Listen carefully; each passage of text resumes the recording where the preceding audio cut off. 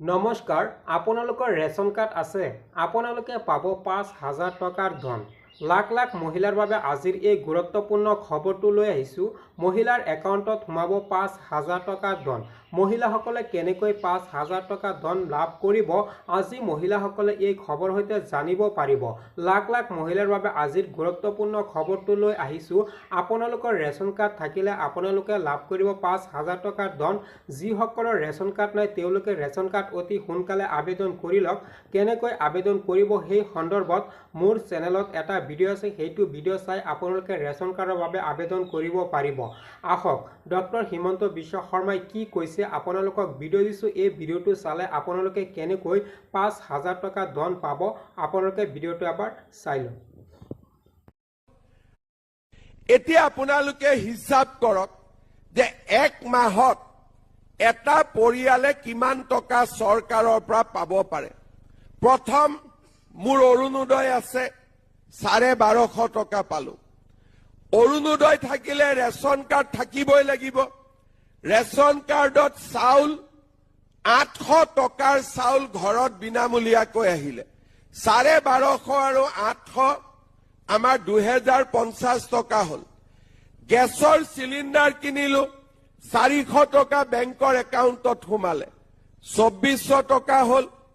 আৰু আমাৰ ঘৰত যদি এটা বিধৱা পেঞ্চন আছে, তাতো আমি ১২৫০ টকা পালো।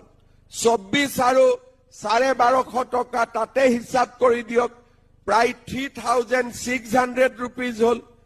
তাৰ লগত যদি ঘৰত এজন বৃদ্ধও আছে আৰু ২৫০ টকা পালে, তাৰমানে প্ৰায় ৪,০০০ টকা পালে। বোলে নহয় ঘৰত ছোৱালী এজনী আছে যোনে কলেজত পঢ়ি আছে, ১২৫০ টকা আকৌ চৰকাৰৰ পৰা নিযুত মইনা আঁচনি পালে, ৫,২০০ টকা হ'ল।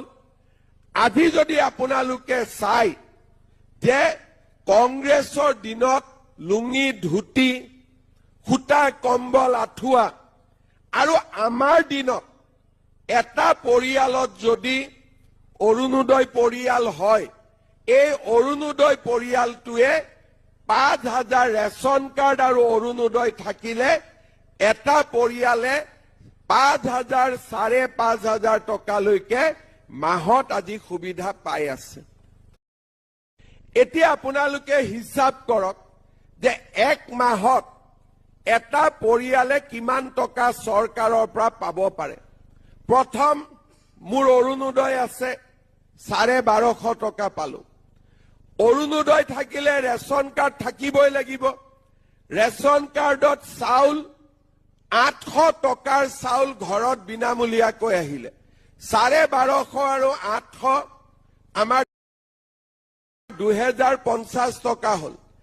গেছৰ চিলিণ্ডাৰ কিনিলো, ৪০০ টকা বেংকৰ একাউণ্টত সোমালে, ২৪০০ টকা হ'ল। আৰু আমাৰ ঘৰত যদি এটা বিধৱা পেঞ্চন আছে, তাতো আমি ১২৫০ টকা পালো।